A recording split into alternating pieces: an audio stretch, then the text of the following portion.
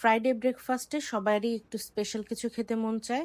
আর সেই খাবারটা যদি স্পেশালের সাথে সাথে হেলদি আর টেস্টি হয় তাহলে কিন্তু বিষয়টাই অন্যরকম হয়ে যায়। সেরকমই একটা হেলদি আর টেস্টি রেসিপি নিয়ে আজকে আপনাদের সামনে হাজির হয়েছি। আজকে আমি বানাবো ভেজিটেবল স্টাফ পরোটা। স্টাফিং এর জন্য এখানে আমি ভেজিটেবল নিয়েছি গাজর, বরবটি আর বাঁধাকপি।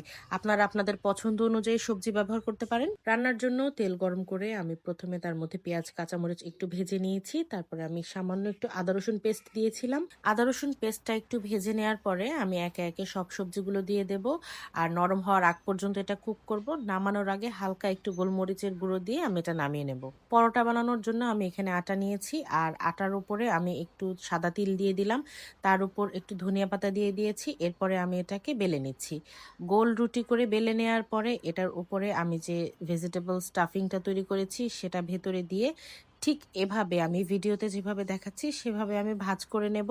আপনি যদি রুটিটা খুব পাতলা করে বেলে থাকেন তাহলে এভাবে ভাঁজ করার পরে আর বেলে নেওয়ার দরকার নেই। পরোটা বানানো হয়ে গিয়েছে। এবার তাওয়া গরম করে এটা আমরা পরোটাটা ভেজে নেব।